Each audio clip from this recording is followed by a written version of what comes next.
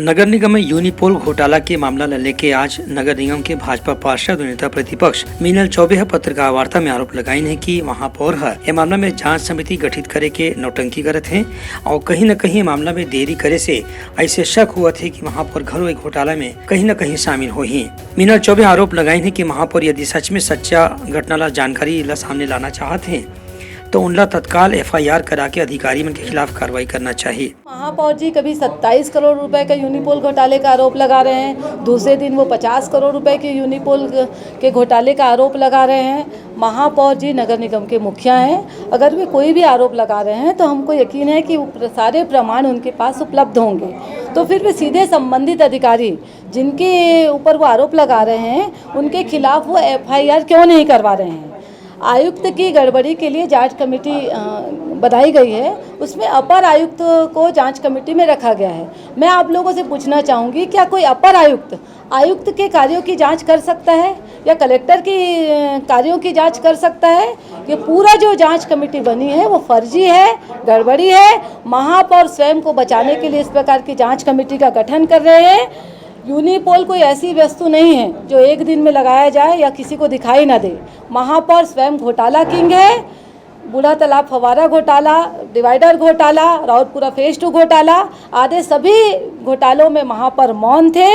27 करोड़ का घोटाला अगर हुआ है और महापौर जी जैसा कह रहे हैं तो महापौर की सहमति और स्वीकृति से ये कार्य हुआ है। और जब अंत में लेन देन की बात आई होगी तो हमें संदेह है कि महापौर का नहीं इसमें बटाव। जब तक कांग्रेस का अधिवेशन हुआ ये सारे होल्डिंग्स है वो वैध थे, 3 साल तक सारे होल्डिंग्स है वो वैध रहते हैं। और 3 साल बाद जब महापौर जी का जन्मदिन आता है और जिस एजेंसी ने महापौर के जन्मदिन की बधाई संदेश नहीं लगाया उनके सारे होल्डिंग्स है वो अवैध हो जाते हैं। ये कैसे संभव हो सकता है?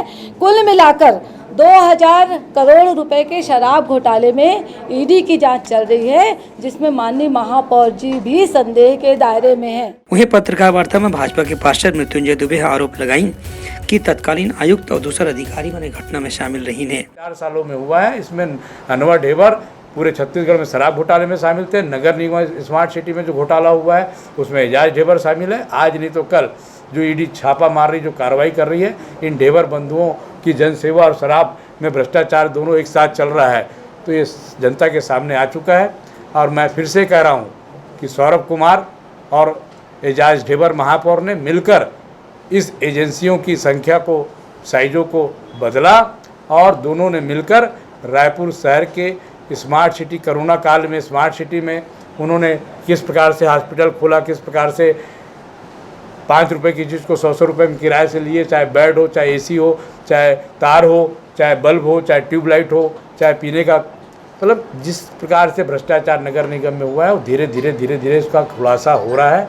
अभी भी उनके पास समय है कि यदि वो निष्पक्ष हैं, उनके आरोप में दम है और उनके पास पूरी तथ्यात्मक जानकारी है, हमारे पास भी है, वो तत्काल आने वाले 3 दिन के अंदर, हम 24 घंटा भी नहीं बोलते, आने वाले 3 दिन के अंदर अपने MIC की जांच को पूरा कर ले।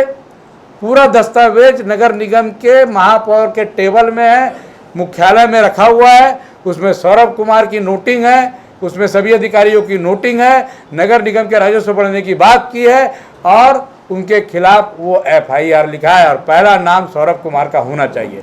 यदि महापौर में हिम्मत नहीं होगी, MIC में हिम्मत नहीं होगी, तो भारतीय जनता पार्टी के पार्षदगण को कागज, दस्तावेज तथ्यात्मक आपके सामने सौंप दे, हम 1 घंटे के अंदर सौरभ कुमार के खिलाफ हम FIR लिखा देंगे। पत्रकार वार्ता में सूर्यकांत राठौर घोलो मौजूद रहीं।